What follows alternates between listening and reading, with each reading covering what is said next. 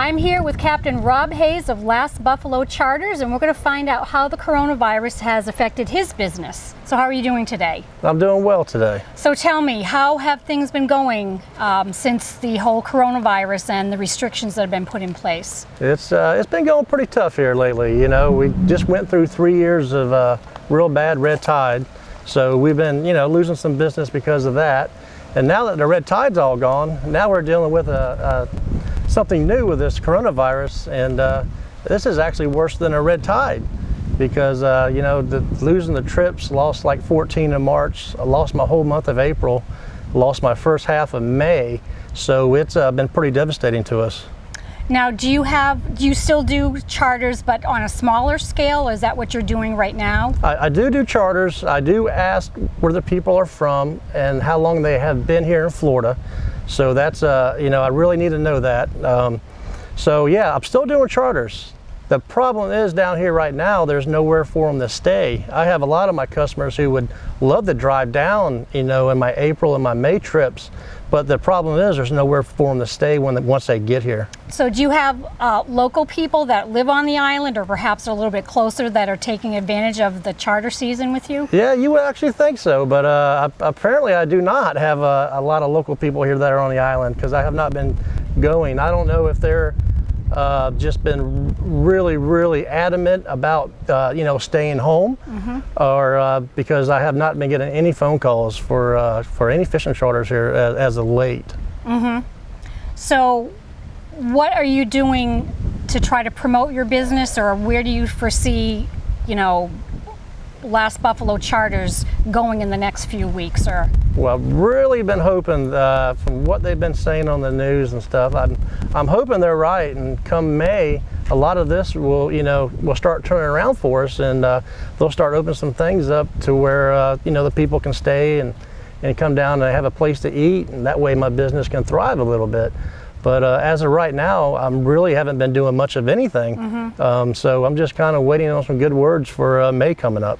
Right, I think a lot of businesses are. Have you talked to other charter captains, and how are they faring with this? I have. I talked to a lot of charter captains, and it sounds like we're all in the same boat. Nobody's really working that much. I mean, there's a trip here and there. There's been a few locals on the island who are starting to go a little stir crazy staying home. So there's a few of my buddies who have had a trip here and there, but not much at all.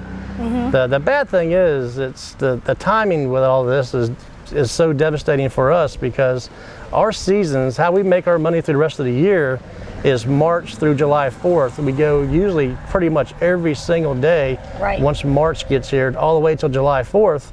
And it's just super bad timing for us.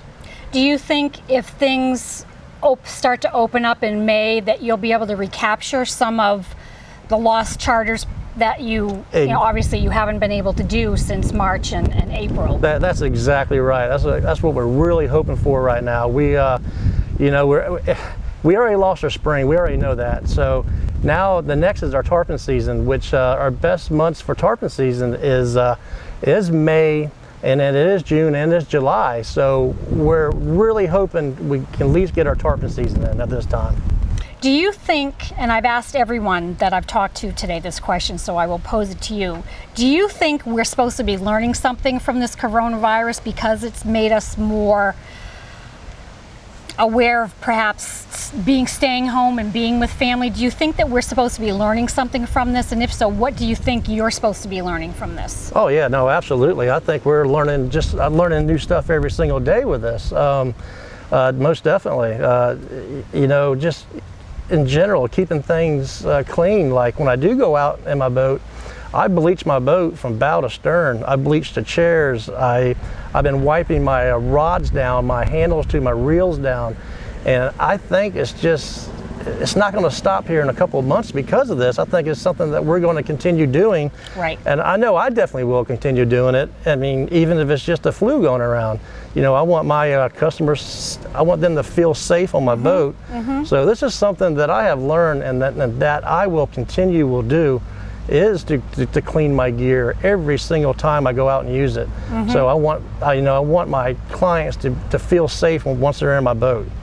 and have a good time. Right. So again, he's with Last Buffalo Charters, Captain Rob Hayes. Please look to Captain Hayes for your next boating excursion. He's still doing them on a limited basis, but you can certainly give him a call.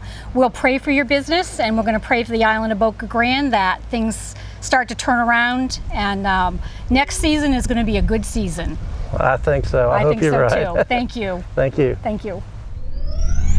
I'm here with Father Carosella of Our Lady of Mercy Catholic Church on Boca Grande to find out how it's impacting his congregation and how perhaps people are seeking more comfort through the church services. So it's very nice to meet you. Joe, very nice to meet you as well. So how has the coronavirus impacted your ability to congregate with people, to minister to my people and the like? Well, it has certainly been a challenge for us. We started something that I had never been involved in before, and I think that most parishes are doing them now. We're live streaming Mass each Sunday at 10 o'clock. And this is a change in many ways. Normally this time of year we would be having 5 Masses on a weekend, 2 on Saturday night and 3 on Sunday. And your daily Mass. And, yep, but just the Sunday Mass, just weekdays. Now, you know, we just have the one Mass at 10 o'clock on Sunday, and we use Facebook, again, which I was never on, but with the help of a couple of parishioners who know their way about it and through it, they assist me every Sunday. So we've been doing this really since the middle of last month. There was one Sunday in which we, you know, attempted to space people out during the church. There, of course, there were fewer people there, and we sanitized the pews between each Mass, and we took those precautions, and then that stopped. And we finally had to close the church. The bishop wanted them all closed. And we've been doing that, as I said, since the middle of last month. And in Holy Week, special time, you know, for all Christians, we also transmitted through Facebook live streaming Holy Thursday and Good Friday and Holy Saturday and Easter Sunday. So I've been on the screen quite a bit.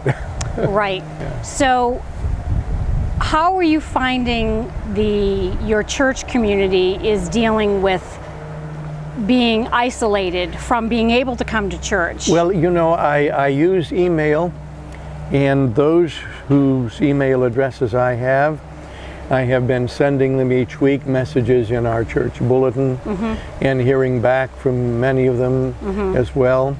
So, and the church bulletin generally is just a couple of pages. So through email, I'm able to send them several pages. Now, I don't know if they're reading them all, but I send them things which I think will be helpful and of interest to them. Not only things that I have messages from me, but also from Pope Francis and from other people that I think would be helpful to all of us.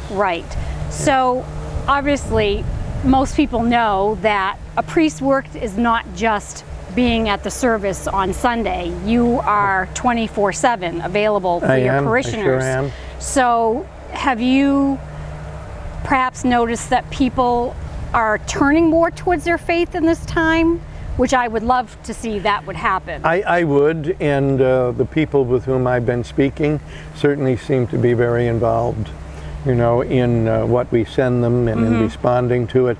Also, I had confessions on Saturday here in the courtyard. Actually, I was sitting by one of the fountains, and I had asked the people who wanted to receive that sacrament to park behind the church in the parking lot and stay in their car or golf cart. And when they saw the person before them, you know, exiting from the courtyard, to come up. And a number of people did come.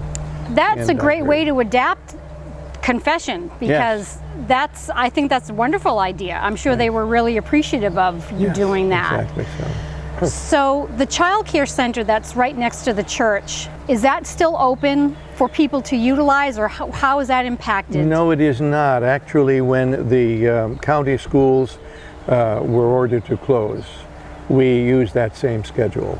So unfortunately, you know, the parents have not been able to utilize Right. this for their children.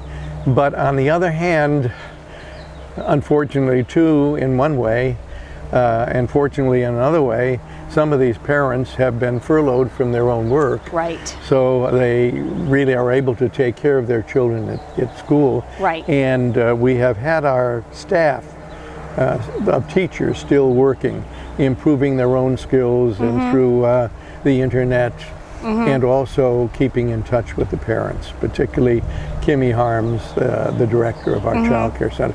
But they're eager to have the kids back. Right, I'm sure And they I are. think the kids are eager to come back too, and I'm sure the parents will be happy. I am sure to that have the them parents back. are ready for the Absolutely kids so. to go back to school Right. and to the child care Sure. center.